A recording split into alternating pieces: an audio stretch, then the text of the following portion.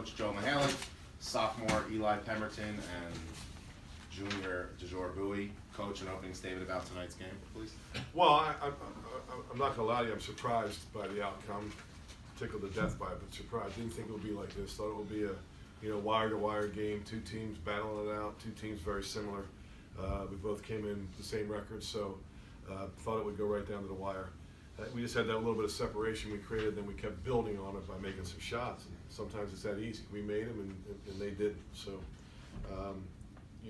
these two guys were terrific, but as I said a lot to the team in the locker room right there, as great as this guy was, the star of the show tonight was DeJour, and not just because he was making shots. I thought he controlled the team. I thought he energized us. I thought when he wasn't shooting, he got shots for other people. And when you're a good player, all you really want's a chance. And DeJour had a chance tonight, and really took advantage of it. So. Questions? DeJour looked like right from the get-go, you took the first couple of shots. Were you just feeling it tonight? What made you so aggressive right from the beginning of this game? I knew I got to bring energy to the team. Me and Coach actually had a meeting about that, my role, so I came in tonight with that mentality that I got to bring energy to the team and be the best I can. When did you have that meeting? 2 days ago, because I had a little rough day.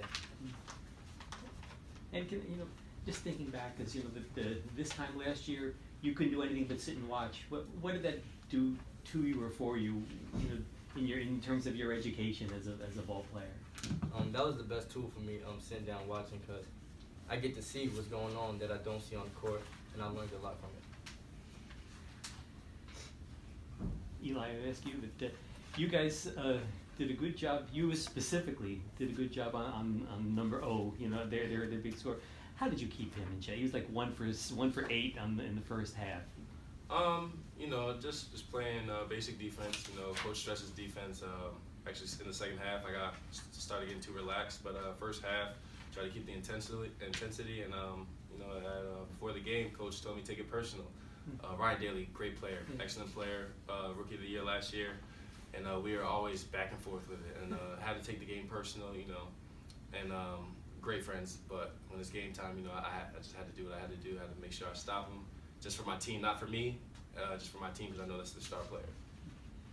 Yeah. And can you just talk a little bit, because Coach talked about your teammate and what he did. You just talk about what he did tonight and what kind of a worker he is, like when we don't see him in practices and whatever. DeJour, honestly, he's like my mentor. He is so smart, so savvy, crafty with the basketball. His IQ is second to none, especially on this team. He sees things that I don't even see, and he helps me as a playmaker, as he's the best playmaker on our team. Today was just absolutely phenomenal. I told him he looks like he was at Wings again, in high school. But I'm happy for him. This is we just want to build on it, continue to have games like this, and just get better as a team. I guess for both players, we talk a lot to and about number 3, talking about Wright Foreman. What does it mean to you to know that there's a lot of depth on this team? Justin is special. He do things that a lot of players can't do, and he's gifted, and we know that. So we go out there every day knowing that he's gonna do his best, and he's gonna do the best he can.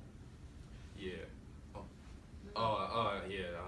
Justin, he's special. I got to guard him every day in practice, and I learned a lot from him too, just being a sophomore.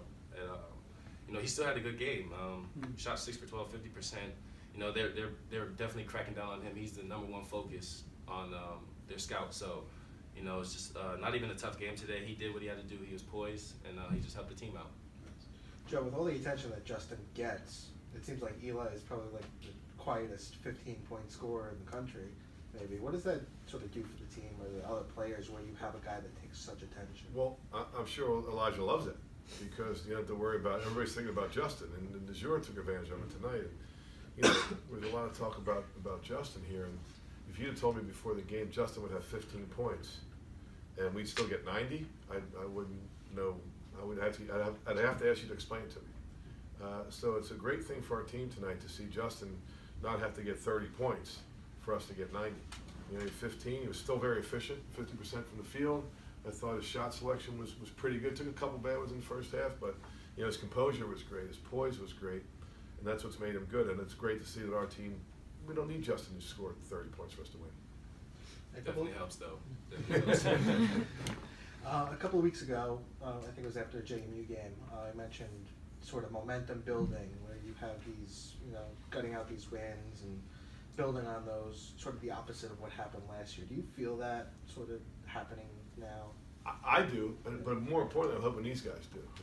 I've been saying to these guys, like, let's build on this, let's build on this. I certainly do. I can't wait to start watching Charleston tape right now. I certainly do, and I hope the guys do too. Coach, talk about your defensive intensity. I know Coach Farrelly said it after the game. He really liked the adjustments you made in terms of switching to a little bit of the zone. You liked what you had man to man. Just speak about your overall team's defensive intensity tonight. Well, I don't mind sharing this with you. We didn't usually have an idea what you want to do going into the game, and we really didn't have an idea. We really weren't sure. Till we started writing stuff on the board in there, we weren't sure if we were going to play man or zone. I think both of them had their moments tonight. Sometimes the man was good, sometimes the zone was good. I think in this league, you got to be ready to play both. You got to be ready to adjust. And I thought, whatever we did, I thought our guys did a pretty good job tonight. Coach, 2 starters with 20+ points, but how's it feel to have someone like Jalen Ray coming off the bench? Well, he's been as good as now. Ryan Allen was pretty good tonight too, but Jalen's been that way. He's been steady for us. I don't know what he averages. Probably about that. I'm not sure what it is what he averages. But it's give maybe a little less than that. But it's he's come in and made some big shots, and we all know about those game-winning shots he's made. But it's not just those game-winning shots. He's had some other games where he's made some shots for us. Joe, 2:06 left, and it's kind of a rare, a rare chance to savor. You took DeJour out, and you looked like you had something to say to him. What did you say to him? I just told him how proud I was of him, and DeJour mentioned the meeting we had. We talked about role. It's the old coaching slogan: know your role, accept your role, perfect your role, and be ready to do whatever you got to do for this team. And DeJour's obviously a very good basketball player, but he's a better person. Yeah. And what he does for this team with the intangibles, his spirit, his enthusiasm, his leadership, that's what this team needs. And he's got those qualities, and I just was encouraging him to use those qualities, because he's not just liked, he's respected. So that it plays in, that is part of his role, just doing all that stuff. That's some of the biggest parts of his role, is to be that kind of guy. So, Thank you, guys. Thank you. Thank you.